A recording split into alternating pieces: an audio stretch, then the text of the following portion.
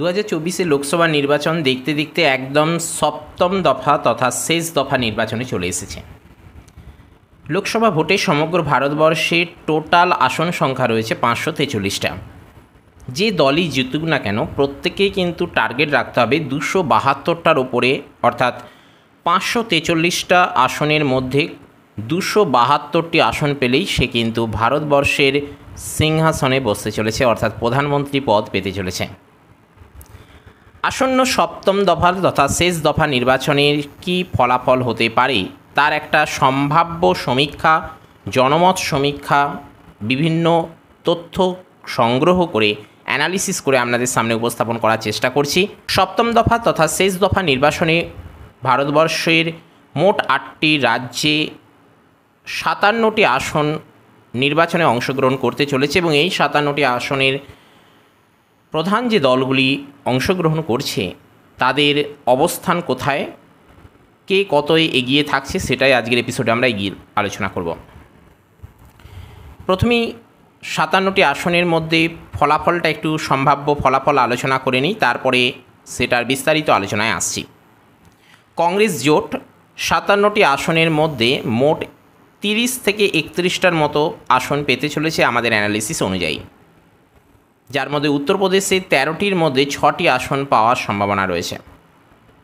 কেন রয়েছে সেটা আমরা বিস্তারিত আলোচনায় যাব, কেননা এই উত্তরপ্রদেশে কিন্তু প্রধানমন্ত্রী একটা আসনে দাঁড়াচ্ছেন এবং সেই জায়গা থেকেই কিন্তু তবুও কংগ্রেস কেন 6টা আসন পেতে চলেছে সেটা একটু বিস্তারিত আলোচনায় যাব। সেই সঙ্গে চণ্ডীগড়ে 1টির মধ্যে 1টি আসনই পাবে কংগ্রেস, হিমাচল প্রদেশে 4টির মধ্যে 3টি, পাঞ্জাবে 13টির মধ্যে 13টি কিংবা 12টি, বিহারে 8টির মধ্যে 5টি এবং ঝাড়খণ্ডে 3টির মধ্যে 3টি আসন পাওয়ার সম্ভাবনা রয়েছে কংগ্রেস জোটের। এই নিয়ে টোটাল 31টা সিট পাওয়ার সম্ভাবনা রয়েছে, অর্থাৎ 57টি লোকসভা আসনের যে লড়াই হচ্ছে আগামী 1 জুন শনিবার সপ্তম তথা শেষ দফা নির্বাচনে, সেখানে এই 57টি আসনের মধ্যে কংগ্রেস জোট পেতে চলেছে 30 থেকে 31টার মতো আসন। এবারে আসি ভারতীয় জনতা পার্টি তথা বিজেপির আসন কত হতে চলেছে 57টির মধ্যে। হিমাচল প্রদেশে 4টির মধ্যে 1টি, উত্তরপ্রদেশে 13টির মধ্যে 7টি, বিহারে 8টির মধ্যে 3টি, ওড়িশায় 6টির মধ্যে 2টি এবং পশ্চিমবঙ্গে 9টির মধ্যে 1টি আসন পাওয়ার সম্ভাবনা রয়েছে বিজেপি, এবং সেটা কিন্তু অবশ্যই সন্দেশখালী। এই নিয়ে বিজেপির এবারের সপ্তম তথা শেষ দফা নির্বাচনের 1 জুন 57টি আসনের মধ্যে 14টি আসন পাওয়ার সম্ভাবনা রয়েছে। টিএমসি অর্থাৎ তৃণমূল কংগ্রেসের আসন পাওয়ার সম্ভাবনা রয়েছে কিন্তু পশ্চিমবঙ্গের 9টি আসনের মধ্যে, অর্থাৎ সপ্তম দফায় পশ্চিমবঙ্গে যে 9টি আসন তথা লোকসভা আসন নির্বাচনে অংশগ্রহণ করতে চলেছে সেই 9টি আসনের মধ্যে 8টি আসন পাওয়ার সম্ভাবনা রয়েছে এবং 1টি আসন বিজেপি পেতে চলেছে, সেটা হলো সন্দেশখালী। প্রথমে আমরা পশ্চিমবঙ্গ রাজ্যের 9টি আসনের সম্ভাব্য ফলাফল নিয়ে একটু আলোচনা করে নিই, তারপরে অন্যান্য রাজ্যগুলোর ব্যাপারে আসছি। পশ্চিমবঙ্গে সপ্তম তথা শেষ দফা নির্বাচন অনুষ্ঠিত হতে চলেছে 1 জুন শনিবার। এই সপ্তম দফা তথা শেষ দফা নির্বাচনে পশ্চিমবঙ্গের 9টি লোকসভা কেন্দ্র এই নির্বাচনে অংশগ্রহণ করতে চলেছে, যার মধ্যে রয়েছে দমদম, বারাসাত, বসিরহাট, জয়নগর, মথুরাপুর, ডায়মন্ড হারবার, কলকাতা উত্তর এবং কলকাতা দক্ষিণ। প্রথমে আসি দমদম লোকসভা কেন্দ্র।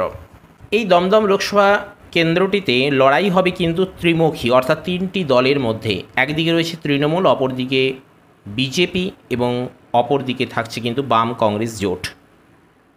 এই ত্রিমুখী লড়াই হলেও কিন্তু এখানে প্রথমেই বলবো তৃণমূল কংগ্রেসের জয় হওয়ার সম্ভাবনা কিন্তু সবথেকে বেশি এবং তৃণমূল কংগ্রেস কিন্তু এবারে এগিয়ে থাকছে।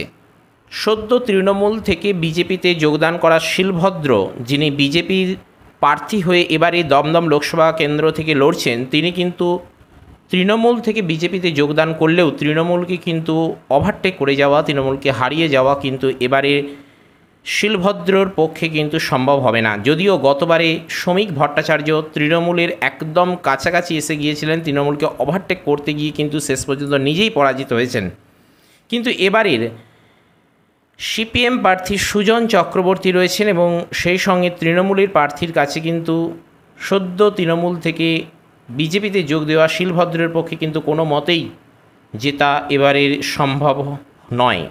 তাই দমদম লোকসভা কেন্দ্র থেকে তৃণমূলের জয়ের সম্ভাবনাই কিন্তু বেশি রয়েছে। নেক্সট, বারাসাত।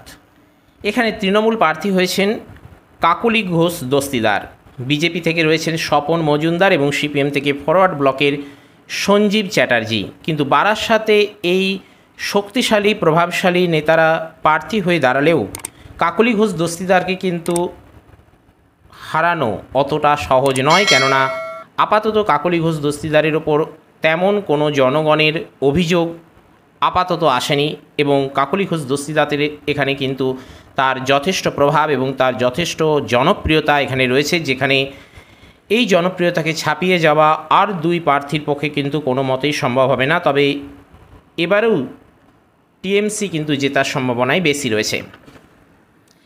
নেক্সট আসি বসিরহাট লোকসভা কেন্দ্র। এখানে তৃণমূলের হাজি নুরুল ইসলাম, সিপিএমের নিরাপদ সরকার এবং বিজেপির রেখা পাত্র দাঁড়াচ্ছেন।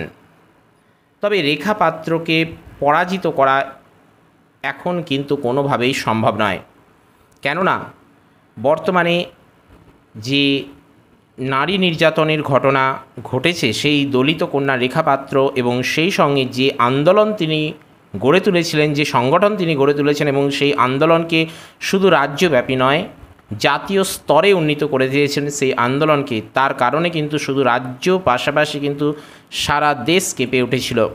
তার জনপ্রিয়তা, তার ঐকান্তিক প্রচেষ্টা কিন্তু কোনোভাবেই তৃণমূলের পক্ষে ছাপিয়ে যাওয়া সম্ভব নয়। স্বাভাবিকভাবেই কিন্তু এখানে বিজেপির জয়লাভের সম্ভাবনাই বেশি। গতবারে নুসরত জাহান 3 লক্ষেরও বেশি ভোটে এই বসিরহাট লোকসভা কেন্দ্র থেকে জয়লাভ করেছিলেন ঠিকই, কিন্তু বিজেপির রেখা পাত্রকে এবারের লোকসভা নির্বাচনে টপকে যাওয়া একেবারেই অসম্ভব। তাই বসিরহাট লোকসভা কেন্দ্র থেকে বিজেপির জয়লাভের সম্ভাবনা বা বিজেপি কিন্তু এবারের লোকসভা নির্বাচনে এগিয়ে থাকছে।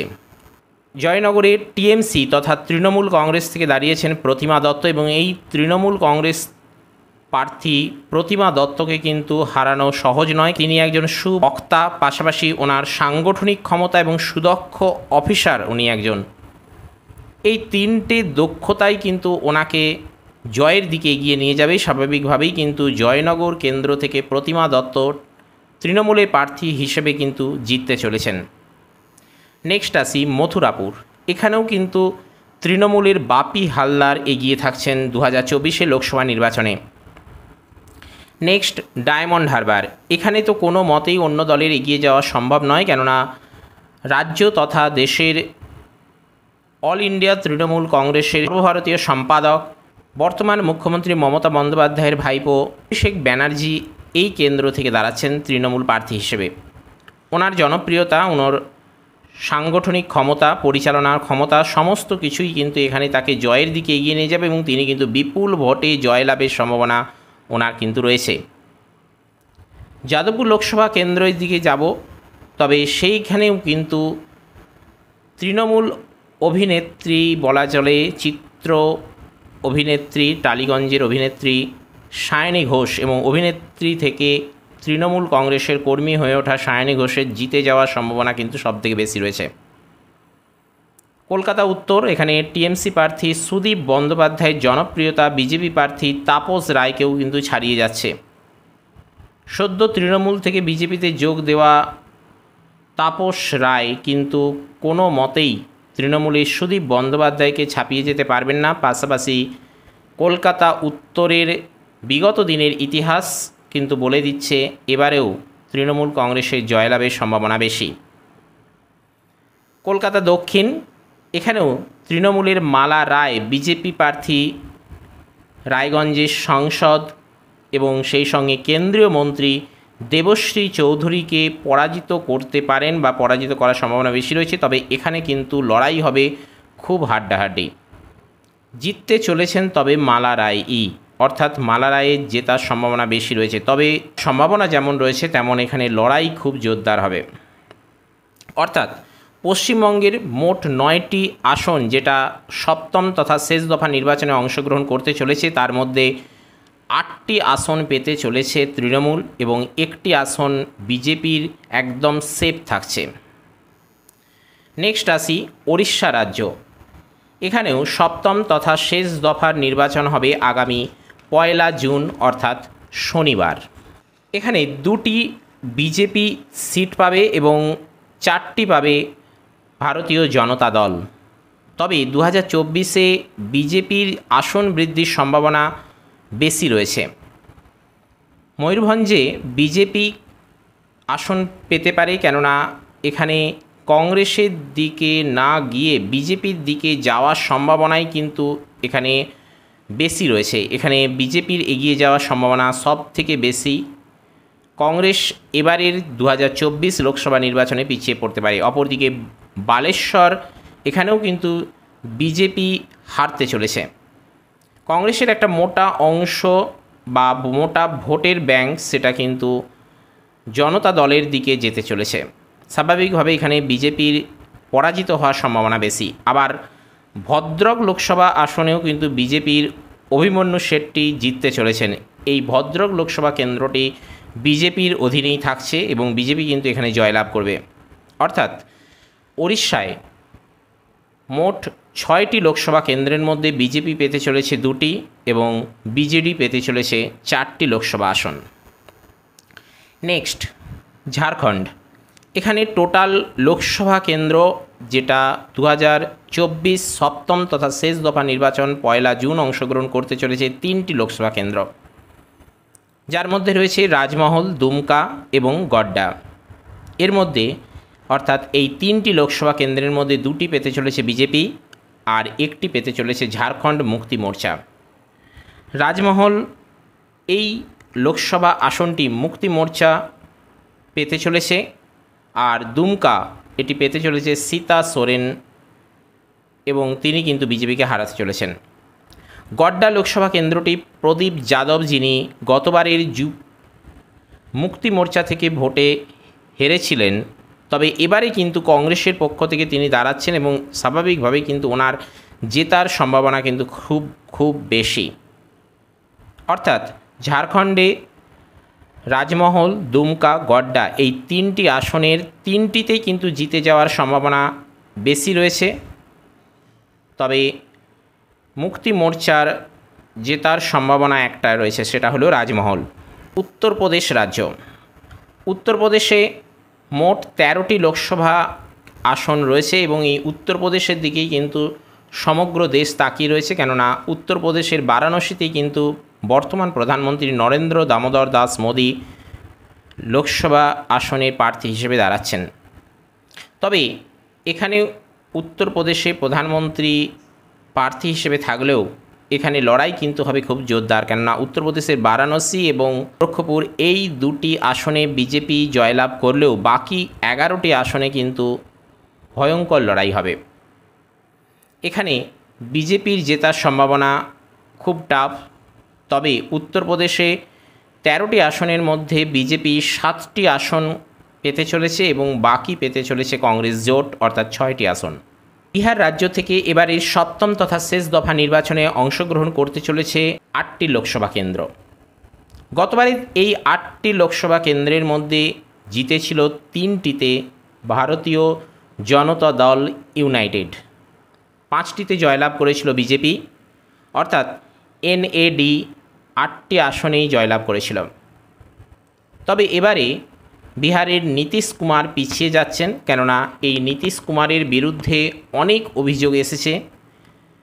সারা রাজ্য জুড়েই বলা চলে জনগণ কিন্তু নীতিশ কুমারের বিরুদ্ধে একসময় অভিযোগ করেছেন এবং ক্ষেপে উঠেছিলেন। স্বাভাবিকভাবেই এবারের লোকসভা নির্বাচনে তার ভোট ব্যাংকে খুব কম পরিমাণ ভোট আসার সম্ভাবনা রয়েছে। অপরদিকে তেজস্বী যাদব, যিনি কংগ্রেস জোটের হয়ে একাই কিন্তু লড়ছেন, 5টি আসনে হারতে চলেছে কিন্তু এবারের লোকসভা নির্বাচনে বিজেপি। অর্থাৎ বিহারের মোট 8টি লোকসভা নির্বাচন 5টি আসনে হারতে চলেছে বিজেপি। বিহারের জাহানাবাদ, এখানে আরজেডির সুরেন্দ্র প্রসাদ যাদব কিন্তু জিততে চলেছেন। এখানে 6টি বিধানসভাতেই চলে গেছে বিপক্ষের হাতে। বিজেপি 3টি এবং কংগ্রেস 5টি, অর্থাৎ বিহারের এবার অর্থাৎ 2024-এর লোকসভা নির্বাচনে বিজেপি পেতে চলেছে 3টি আসন এবং কংগ্রেস জোট পেতে চলেছে 5টি আসন। এবার আসি হিমাচল প্রদেশ। হিমাচল প্রদেশে 2019 তথা গতবারের লোকসভা নির্বাচনে 4টি আসনের মধ্যে 4টিতেই জিতেছিল বিজেপি। 3 লক্ষেরও ওপর এক একটি ভোটেতে জয়লাভ করেছিল। তবে এইবার কিন্তু লড়াই খুব জোরদার হতে চলেছে, কেননা প্রতিপক্ষ দলগুলোও কিন্তু কাছাকাছি এসে গেছে এবং তারাও তাদের মতন করে কিন্তু এগিয়ে যাচ্ছে। দুটি দলে একই কাছাকাছি এসে যাওয়ার কারণে বর্তমানে কংগ্রেসের এখানে মুখ্যমন্ত্রী যদিও রয়েছেন, কিন্তু এখানে লড়াই হবে কিন্তু খুব জোরদার। অর্থাৎ হিমাচল প্রদেশে বর্তমানে কংগ্রেস মুখ্যমন্ত্রী আসন দখল করে আছে।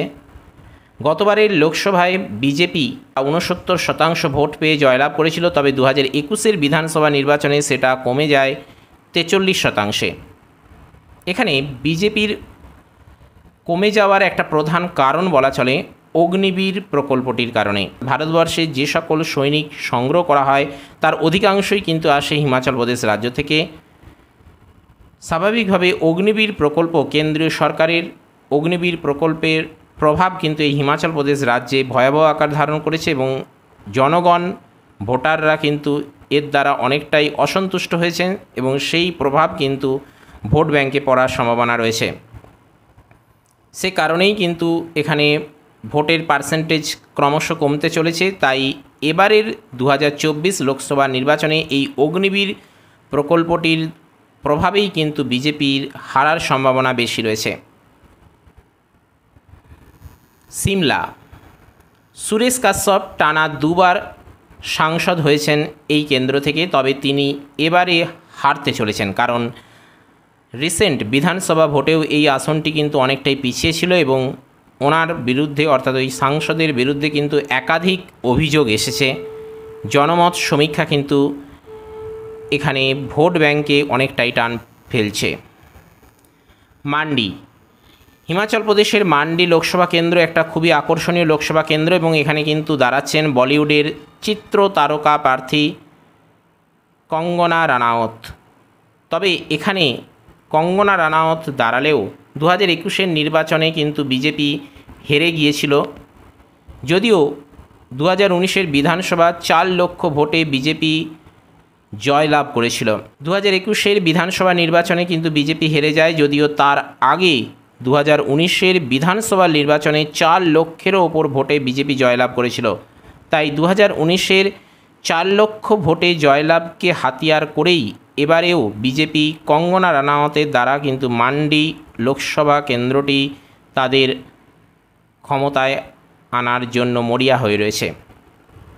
তবে এবারে কিন্তু বিজেপির হেরে যাওয়ার সম্ভাবনা বেশি রয়েছে, কেননা কংগ্রেস প্রার্থী হয়েছেন হিমাচল প্রদেশের প্রাক্তন মুখ্যমন্ত্রী বীরভদ্র সিংয়ের পুত্র। তাই কংগ্রেসের এগিয়ে থাকার সম্ভাবনা বেশি, কেননা এখানে প্রাক্তন মুখ্যমন্ত্রীর প্রভাব এবং সেই সঙ্গে তার পুত্রের জনপ্রিয়তা এবং সেই সঙ্গে 2021 উপনির্বাচনে বিজেপির হেরে যাওয়া, এই সকল কারণ কিন্তু বিজেপির ক্ষেত্রে অনেকটা টাফ হয়ে আসছে এবং এবারে 2024 লোকসভা নির্বাচনে বিজেপির পিছিয়ে যাওয়ার সম্ভাবনা কিন্তু বেশি রয়েছে।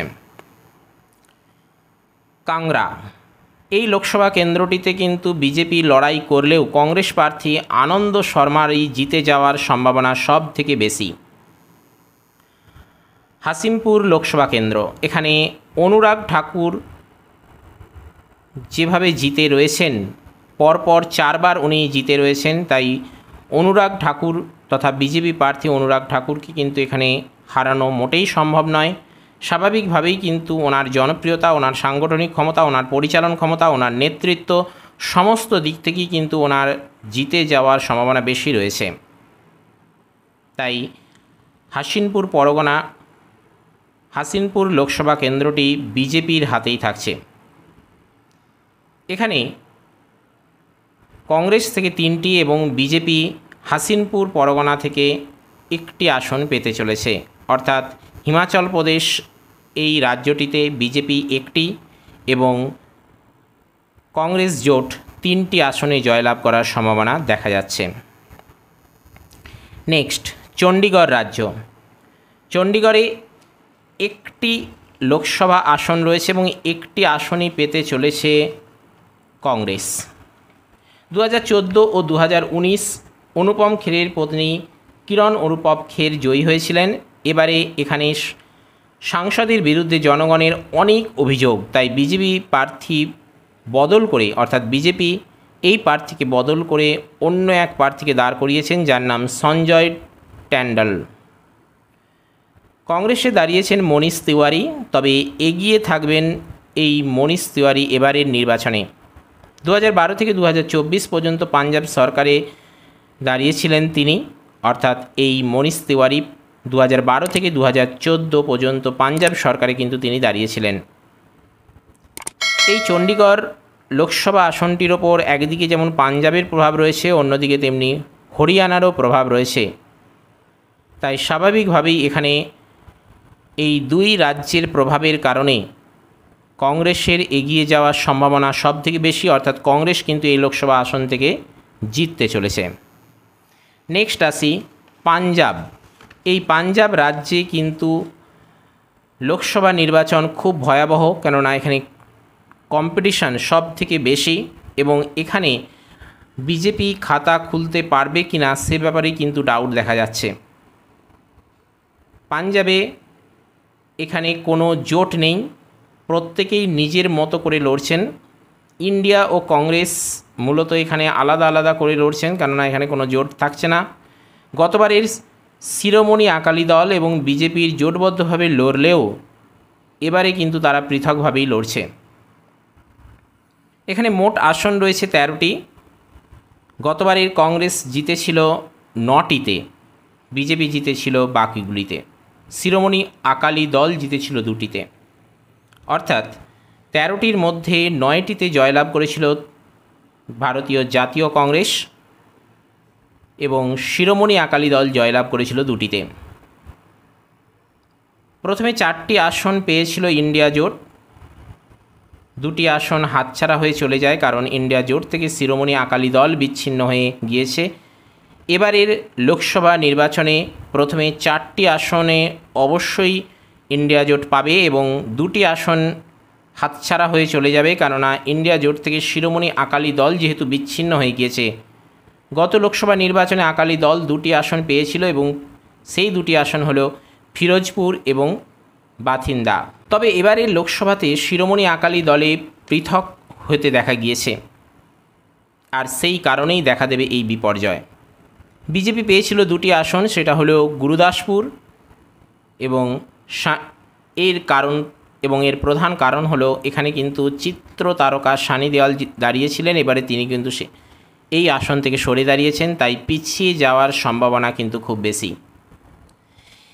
এবারে লোকসভা নির্বাচনে এই কেন্দ্র থেকে বিজেপির তো নয়, বরং কংগ্রেসের এগিয়ে যাওয়ার সম্ভাবনা বেশি রয়েছে। হাসিয়ারপুর 2019 সাল থেকে রাজত্ব করে আসছে বিজেপি। সোমপ্রকাশ এবার ওনার পত্নী অনিতা সোমপ্রকাশ এই সিটে লড়ছেন। এখানে সাংসদের উপর নানান অভিযোগ থাকায় এই আসনটিতে বিজেপির হারার সম্ভাবনা কিন্তু সবথেকে বেশি রয়েছে। এখান থেকে এগিয়ে থাকবেন আম আদমি পার্টির ডক্টর রাজকুমার ছাবিয়াল। ফরিদকোটের আসনটিতেও কিন্তু আম আদমি পার্টির এগিয়ে থাকার সম্ভাবনা বেশি রয়েছে। সেই সঙ্গে পাঞ্জাব থেকে 2টি আসন অবশ্যই শিরোমণি আকালি দল পেতে চলেছে। কংগ্রেসের গত লোকসভার 9টি আসন পেলেও এবারে 2টির বেশি পাওয়ার সম্ভাবনা কিন্তু খুবই কম, অর্থাৎ ইন্ডিয়া জোটে 4টি, আম আদমি পার্টি কংগ্রেসের লড়াই তো থাকছেই। কংগ্রেসের বেশ কয়েকজন নেতা বিজেপিতে যোগ দিয়েছেন, আবার শিরোমণি দলের বহু নেতা ইন্ডিয়া জোট থেকে বাইরে চলে গেছেন, ফলে এবারের লড়াই কিন্তু খুব জোরদার। এবারের লড়াইয়ে উভয় পক্ষই কিন্তু যেমন দুর্বল হয়েছে, আবার উভয় পক্ষের মধ্যে লড়াই কিন্তু খুব আকর্ষণীয় হয়ে দেখা দিয়েছে। তাই পাঞ্জাব থেকে একটি আসনও বিজেপির পাওয়ার সম্ভাবনা একেবারেই নেই বলা চলে।